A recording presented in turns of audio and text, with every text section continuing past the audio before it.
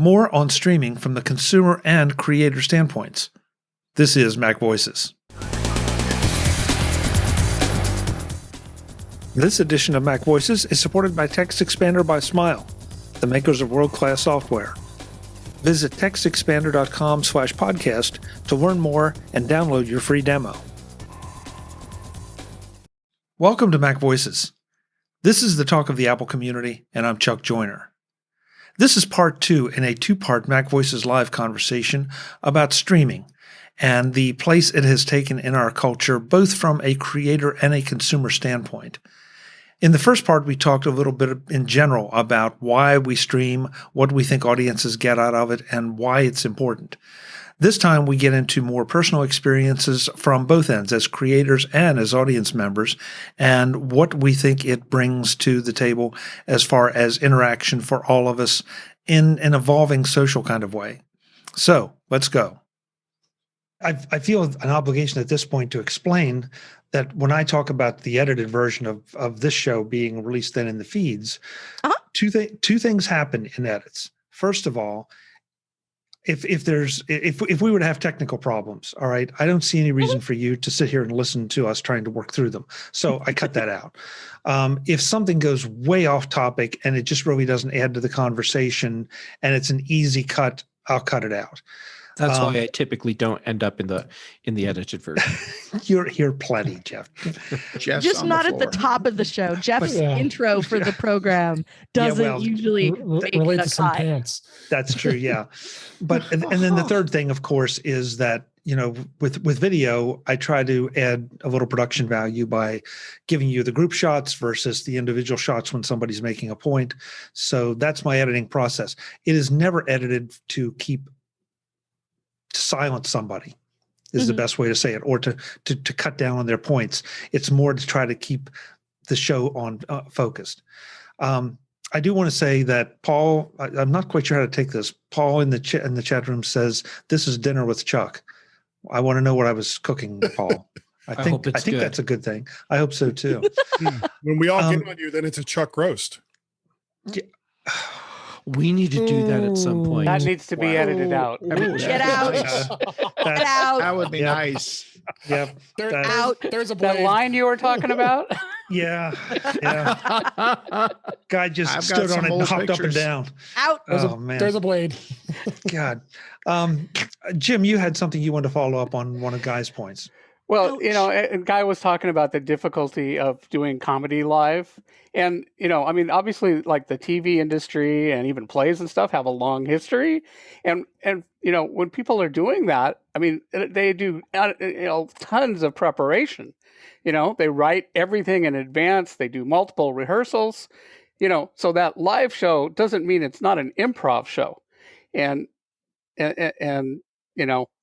so, you could do that on but most people don't, for live streams. It's just like get on and start talking. So yeah, you're not going to get a Saturday Night Live out of it, and you'll probably do better by recording and editing and things like that. So there's so much, variety. You can do it lots of different ways. And there's certainly plenty of space for, there's tons of content out there that's not live, and there's lots of space for things that are live. They've each got their own pluses and minuses. Well, one of the built-in bonuses you get from like doing something live is like this, like what we're doing here, is audience participation. Like having an audience is a very different thing, that you interact with than because you're talking about live shows. Like I used to do the 2 Hour Talkcast live. We would do it live on Sunday nights, and it was sort of a call-in show. Like if you wanted to come shoot your mouth off about something that we were talking about, like you just show up and raise your hand and I would call on you and we could have a conversation about whatever thing that might be. And, and like that piece of it is a very different component than just all of us sitting here and not looking at the comments, in the YouTube stream, or not looking at the comments under, the Facebook Live video. And if we were doing this, without the audience participation piece, that would be a different sort of experience than letting people sort of join in, whatever that means, whether it's, someone who wants to can call into the show and join us all here on the panel, or whether it's, comments in the chat and then we interact with those comments, like you were talking about, Paul said something earlier and here's what he said. And then, giving us an opportunity to interact with that. And I think as an audience member, that gives you more interaction than just I'm sitting here and taking in the thing that's happening.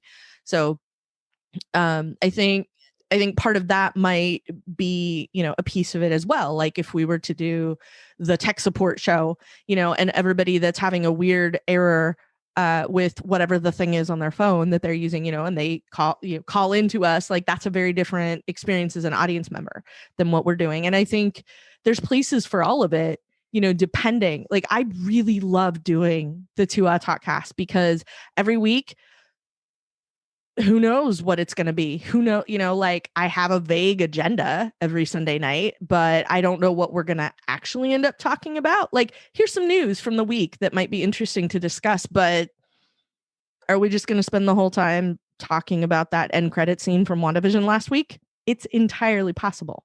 So we did stuff like that all the time. I mean, Jeff, you came, I know, at least a few times and talked to me on the Talkcast.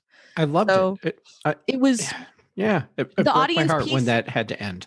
Oh my God, it was so sad. It was, I was so sad because we turned it into something really cool and, built that audience and had a community around it. And that made it really interesting. And like that piece of it, like there's always been that piece of it, right? Like talk radio is that. At a certain time every week, this person goes on the air and starts taking calls. And some of that has moved online, but it's the same idea, like calling in and interacting with somebody in some particular way because you enjoy their show or whatever. And, and I feel like there's room for all of it, depending on what approach you want to take. So. Okay. I agree with you. And one of the comments I was going to make earlier, but I think you all just defeated me, was that I find it interesting that streaming is, well, not yet. I feel like streaming, it's fascinating that streaming is becoming so popular when we just all talked about how wonderful it is not to have to worry about appointment TV, that we can go and watch it whenever we want. Mm-hmm. But I think the audience reaction, Kelly, I think you bring up a real good point that's a big part of it. But we have 2 people here that stream their shows that don't make the audience reaction or part of it. Mm-hmm. And that's Dave with In Touch with iOS and Guy with Guy's Daily Drive. So they're streaming, but they're not engaging the audience, or at least not live. And Guy, please Guy don't, Guy. That's a live show? He does. Yeah, please. Yeah, he does it live on Facebook. Guy does it live. engages a police officer early morning. It's like what 8.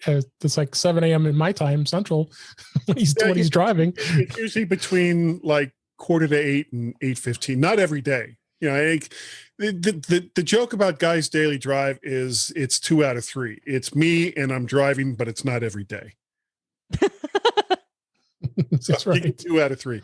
I haven't done it. I haven't done a Guy's Daily Drive in a couple of weeks because I've been between work and a few other things. I've been really, really busy. I've actually kind of slacked off on getting a lot of my audio, and I'm sorry. I'm not going to turn this into a woe is Guy moment with all the stuff that he's trying to do. But I love doing Guy's Daily Drive. And the weird thing is I do that without microphones. I do that without expensive cameras and all the rest of that. It's just my iPhone plugged into power through the port there on my car, and I'm getting whatever kind of connection I get for Facebook, and I'm doing it all on an iPhone SE. And I can sometimes see when people make comments and stuff, but it's like I can't read it. It's only like a 4-inch screen, but just to see that there's people there and that there's people reacting just makes it worth it, and it's fun. Okay, interesting. David, how about in touch with iOS? I mean, and that, again, there are no rights or wrongs here, folks. This is just everybody's approach to it has been a little bit different. But David, why do you feel the need to stream, but you don't invoke the audience or involve the audience? Well, I've been seriously thinking about getting an audience invoking the audience and trying to get more engaging. It just hasn't gotten to that point as of yet.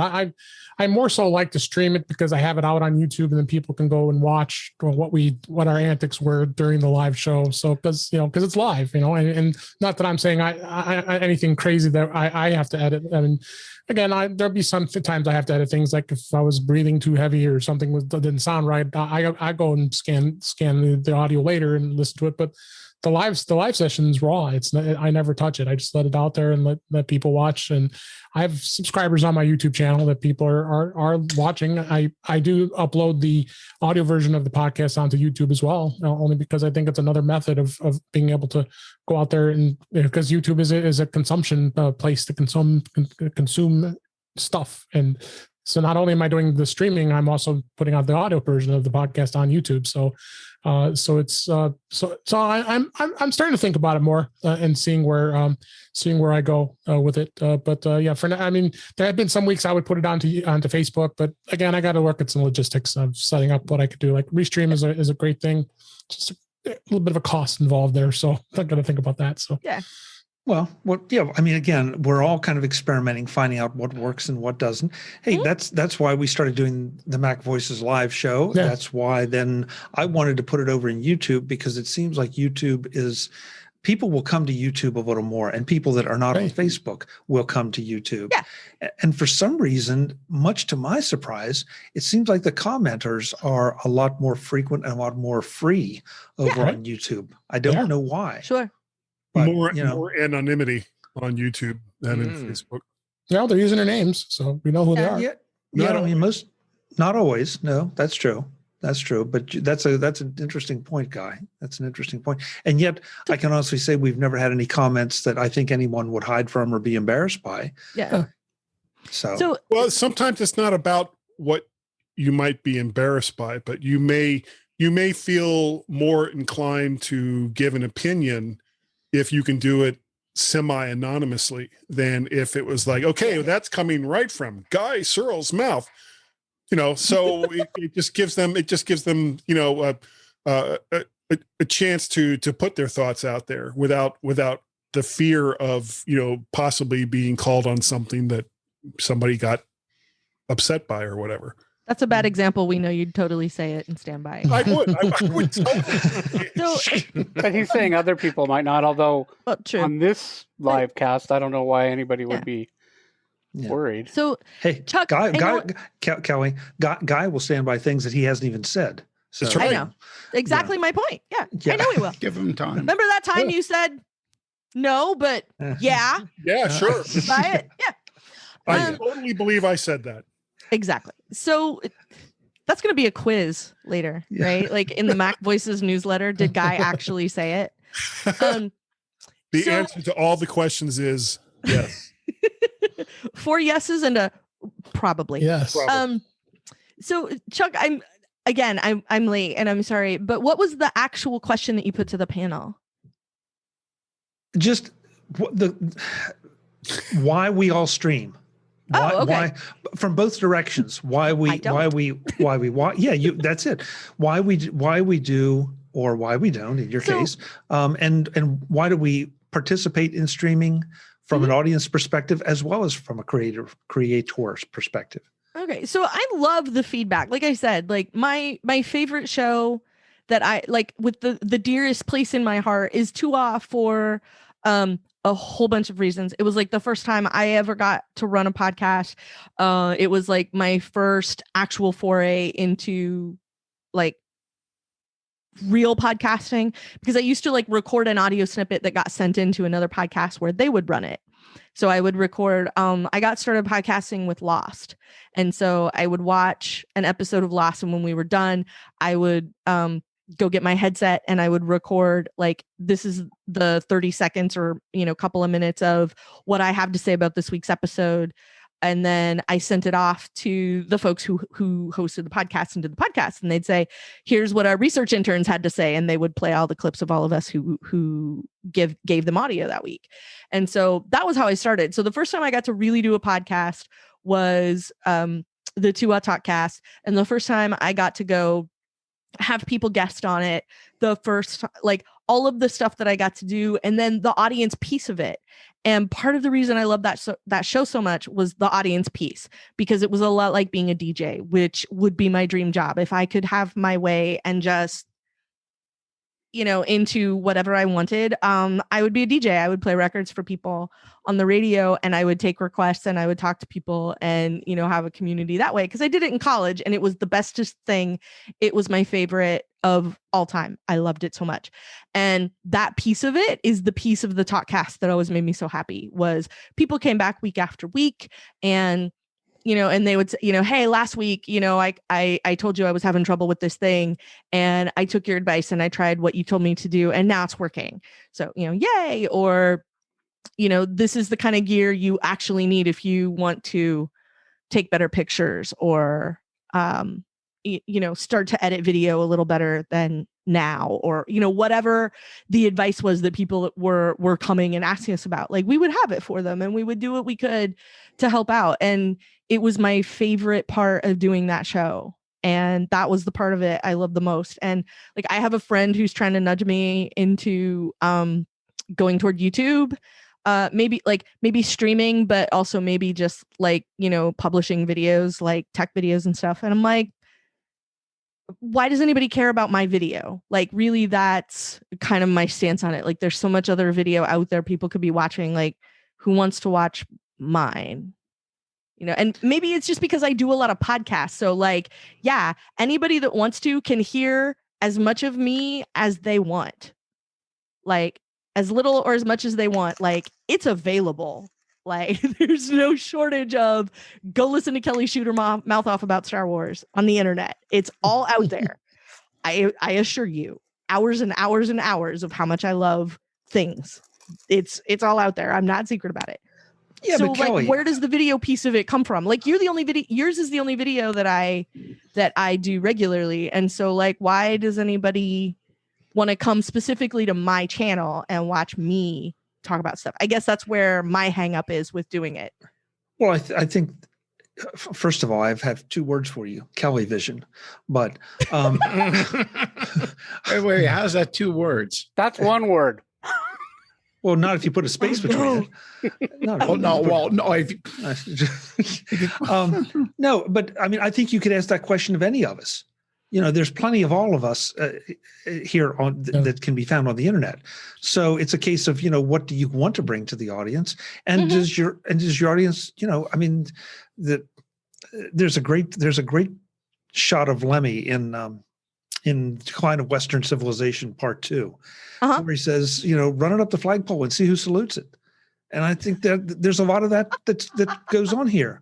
I think that's, maybe that should be the attitude if you want to do it. If you just don't have the time or can't commit to it, that's a whole nother discussion. But you might have just made my day, Chuck, channeling Lemmy right there. Yeah, well, run it up the flagpole. You have no idea who might salute it. So that's true. That's true.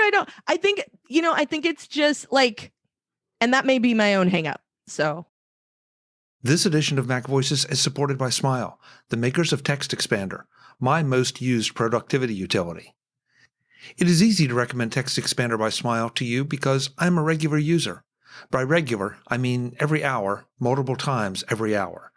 If I'm working, and it seems like I always am, I am using Text Expander.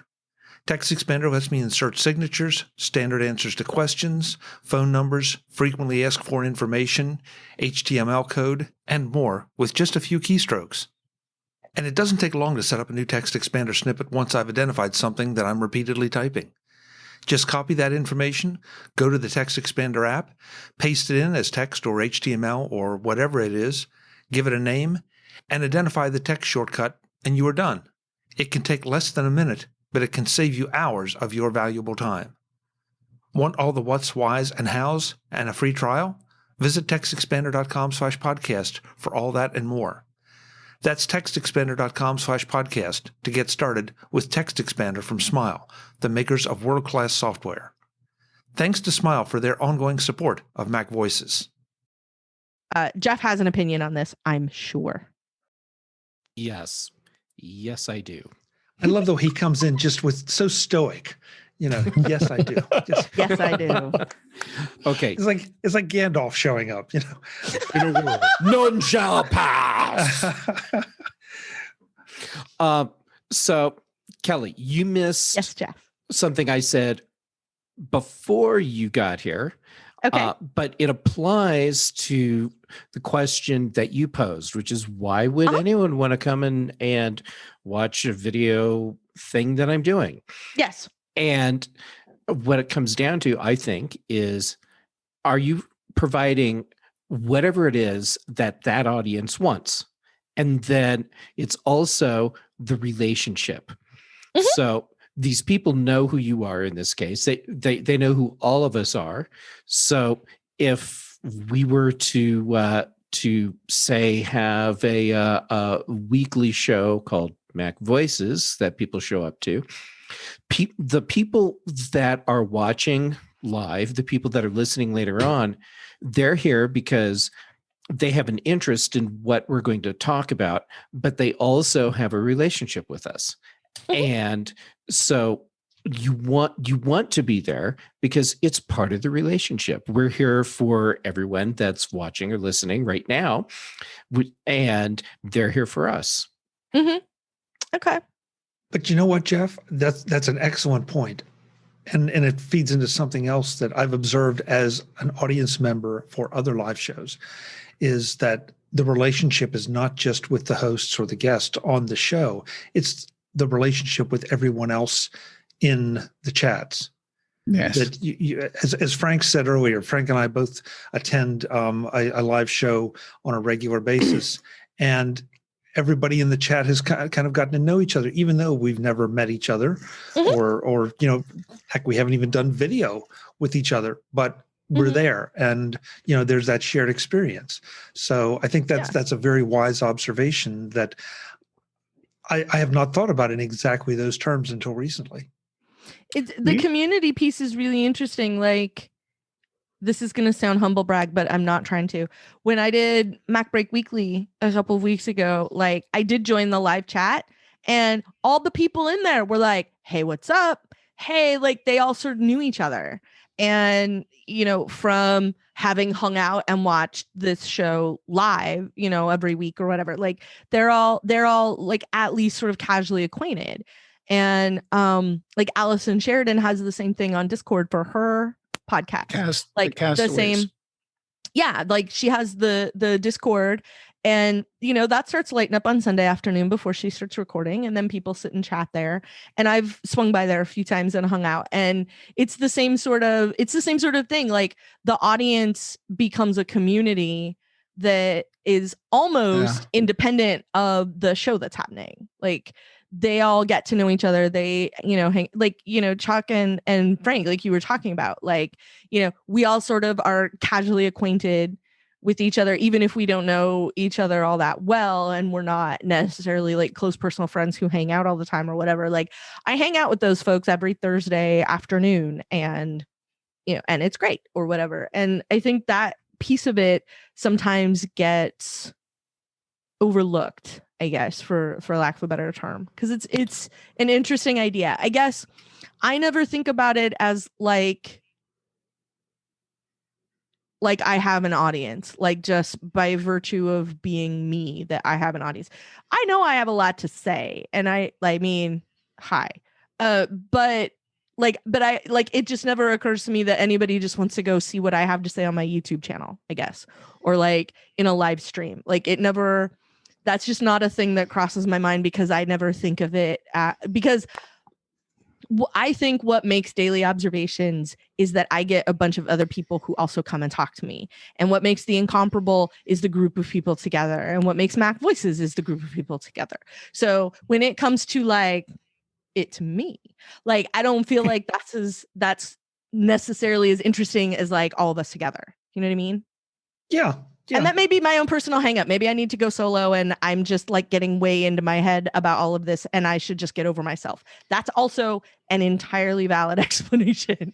Very So, Well, I mean, Frank- it's possible. Frank, I want to drag you back in here because Uh-oh. again, you're You're going to drag me? I'm gonna Well, drag your you. camera's working Boy, now. this So is live. Yeah. Well, I'm glad you're back from under the table, so that's good. Thank you.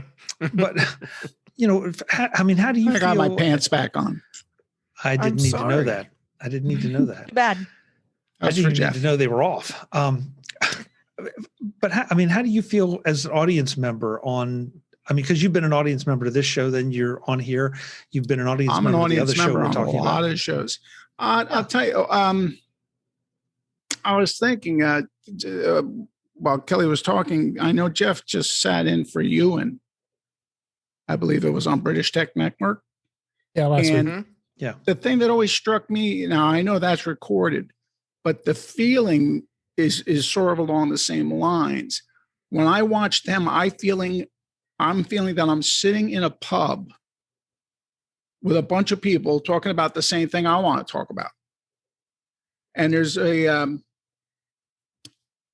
it's a camaraderie, but it's almost a little more personal.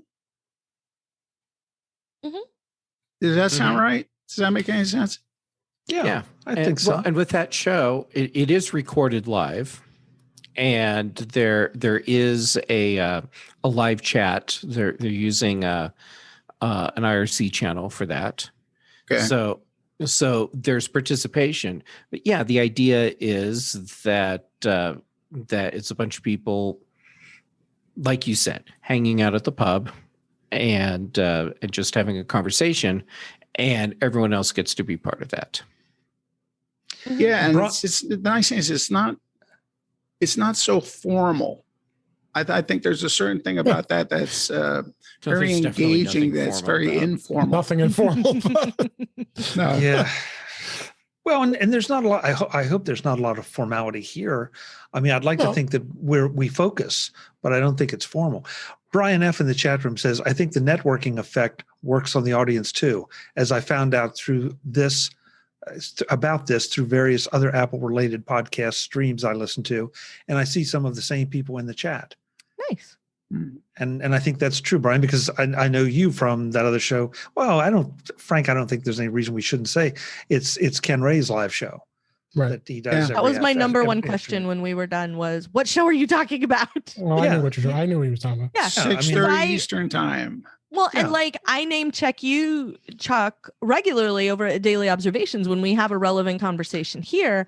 I will kick it over, like if it's something that comes up later on Daily Observations, I will mention it and link back here because we had an interesting chat about it. And so like maybe something like that causes somebody to come here, or somebody here sees me talking about, we just dug into that on Daily Observations, and maybe they go check that out. And, I think that probably, David might have the same sort of ripple effect as well with In Touch with iOS and things like that, I've quoted your show many a times of things that I thought that was interesting to the topic, and you're right. To try to get that interaction with the audience, and and it's starting. I think I'm more the newbie of this. I know 6 years is a long time, but it really in podcast world is a short time. So I've got a long way to go, but I think I've made some great strides with this, and I agree. Absolutely. And I agree doing the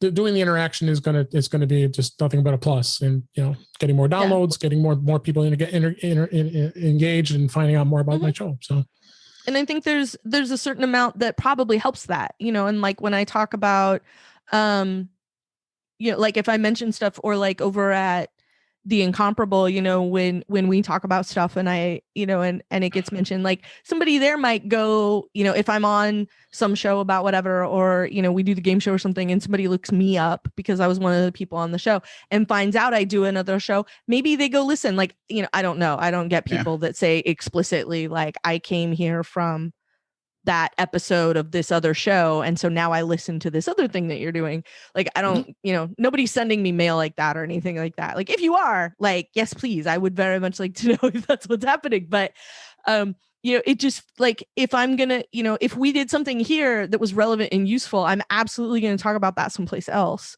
So I think there's, I think there's a certain amount of validity in that. I mean, absolutely. Like, it's just the right thing to do. If we had that conversation over here and it's something that we should, dig into a little bit more, then absolutely, that's what I want to make sure, gets the attention, because, like, this is a different group of people. It's a different dynamic, and it's a thing that we can talk about, here in a very different way than I get to do, like, on Daily Observations, which is, 20 minutes on the outside. We aim for like 15 or whatever.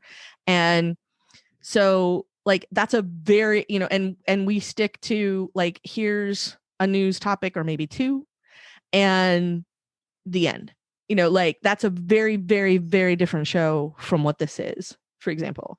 So, having that is very different than, what we're doing here, which is like an hour and digging into something in particular. And, maybe we all show up rowdy tonight and Chuck has to herd more cats than usual. And, that's also a different show. So it depends. Guy, I set you up for the Zoom filter for that. I set that up so you could have the Zoom filter. Anyway. Don't do it. Like, I think, like, I like the dynamic of sort of having those other things that people can go listen to, if they have the opportunity. And I think it's helpful for an audience member, because if that's a thing that you're interested in, here, I've now handed you another unit of content on that topic that I've told you can go check out and find out more. Yeah. Guys, I can't believe it. This has been a really short hour, but we're over time already. I don't know how this happens every week. But I want to go. Keep showing up. You have an idea, Jeff? I want to go around the room and let everybody know where we stream or publish or whatever it is that you do and however you do it. So again, we'll keep the same order, or roughly the same order. David? Yes, find me at In Touch with iOS at intouchwithios.com. Actually, Mr. Mike LaPlante's going to be on the show this week, so I'm looking forward to that. And some wine. Yeah, and we'll talk some wine and some Apple Maps. He had some opinions on that, so I'm going to bring him on and get his opinions on that. So awesome. Wednesday nights, of course, I'm on Mac to the Future live go with Guy and with who knows? Go live go, whatever, on Facebook. And we have a blast there with me and Warren, and I'm on the British Tech Network with the Mac Show. Been having a lot of fun doing that, and also lead the Apple user group, Suburban Chicago Apple Users, and been doing some videos on there as well. So I've been streaming all kinds of places, and that just keeps me busy. And you can find me on Twitter, DaveG65. Thanks. Thank you, David. Thank you. Mr. Petrie, the man who got his camera fixed, and I'm not sure anybody saw what was going on, but it was weird. Back. Yeah. You can usually find me over there. Under your table? Looking for my pants. But when I'm not doing that, you can follow me at ympnow.com. I write a monthly review for Screencast Online. I show up here every Tuesday night because they kicked me out of the Y. Where else am I? Oh, I'm on the tweets at F Petrie, and on Instagram at PHRANKY. And thanks for having me, Chuck. Thank you, Frank. Always a pleasure. Guy, I want to make sure that as you promote yourself, and serious question here from the chat room, Brian wants to know if Mac to the Future is offered in a non-Facebook way, perhaps on YouTube. He is not a Facebook user. It is. You can find, because I use StreamYard. And so I put that out to both Facebook actually, it's in two different places on Facebook. It's in the Mac to the Future group, and it's also on my own personal page. And it's on my page in YouTube. If you look up Guy Serle, or if you look up for Shark, you can probably find it. I've never actually gone over to YouTube to see how that's all kind of set up, because StreamYard basically just says you just click this button and it goes on over to YouTube. Florida kid. Yeah, that's me. Or it used to So be. given the opportunity to self-promote, your answer was I don't know. It's out there somewhere on an internet. I'm not sure which one. Just, turn on your computer. I'll be there. It's on the AOLs. Okay. So You've got mail. Wow. So again, you can find. He'll email you a GeoCities link, Brian. That's right. What he's saying. Kelly, you just ruined my joke. That's the okay, winner because is it's still funny. Or the old service that Sears used to have. I can't even remember the name of it. Prodigy. Yes, thank you. It's where I got my very first modem.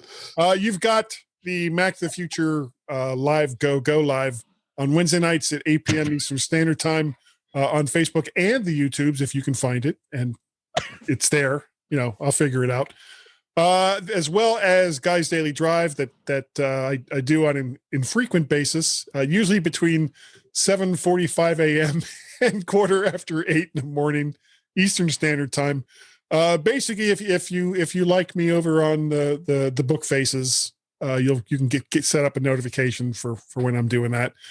Let's see. There's also the mighty mymac.com podcast that I have been doing with a variety of people, but with Gazmash since 2011, almost 10 years now.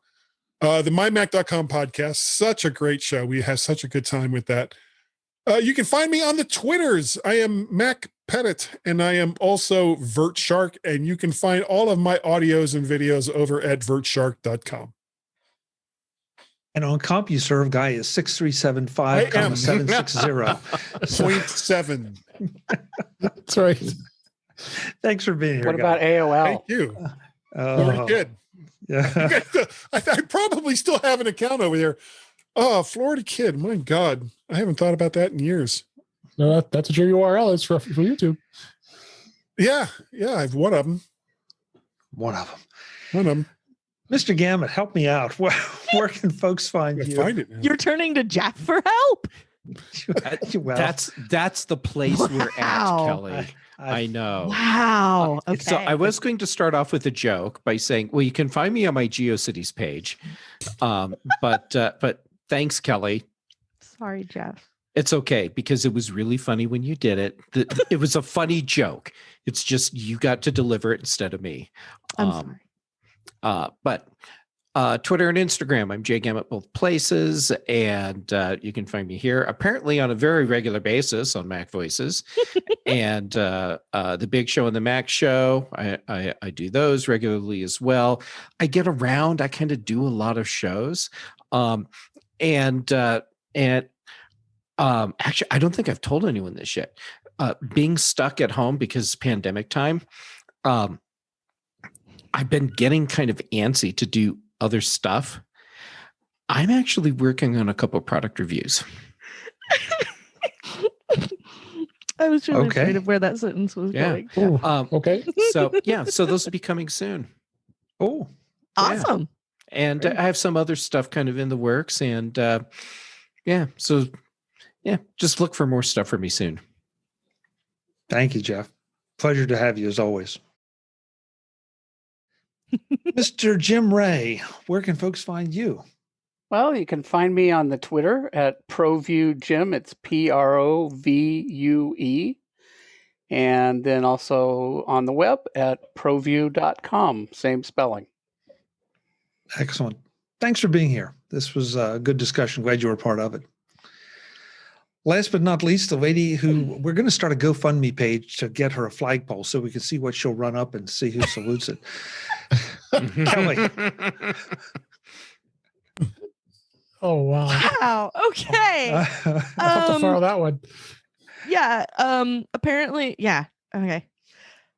You can find me on Twitter and Instagram as Verso. I got nowhere to go from here. I am Verso in both places, VERSO. You can find me over at The Incomparable, as I mentioned before, and I do a show there now regularly called Maximoff Overdrive, where we talk about WandaVision. And you can find me over at aftershowpodcast.com, where I do the after show with Mike Rose, who was my podcasting partner in crime over at the Tua Talkcast. And we decided to just keep doing a show, even though there was no more Tua. So we do that over there. And the rest of the time, you can find me 5 days a week doing the Mac Observer Daily Observations podcast. And you can find me here on Tuesday nights. And if you are listening to podcasts using a podcatcher that has smart speed, it will generally just make me talk slower. FYI. Okay. All right. Are we And that just makes you all speak sure? whale, I see. You guys didn't miss your cues, did you? Okay. Wonderful. I think it's almost time to go. All right. This is like 23 that, Wallaby Place. it's like that scene when they're in the warp at the beginning of Star Trek: The Motion Picture. Yes. Yeah. Yes. Sorry. Folks, I'm Chuck Joyner. I have no idea. This came right off the rails at the end, but we had a good time. I hope you did too. As a reminder, we do this Tuesday nights, 8 p.m. Eastern, 5 p.m. Pacific. Come and join us in the chat room. And once again, I want to thank the folks in the chat room, especially the YouTube chat room, for contributing their thoughts and ideas. Really, really appreciate you being here and the conversation. We'll see you again next week, and I'll see you back on MacVoices. Thanks for watching. Visit MacVoices.com for show notes and to connect with Chuck on social media. Get involved in our Facebook group or like our Facebook page, and get more out of your Apple tech with MacVoices Magazine, free on Flipboard and on the web. And if you find value in it all, consider supporting us through either our Patreon campaign at patreon.com/MacVoices, or by making a one-time donation via the PayPal link on our front page and in the show notes of each episode. You will join these fine people who help bring you Mac Voices.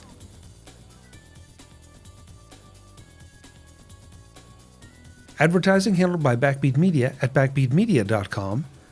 Bandwidth provided by CashFly at cashfly.com.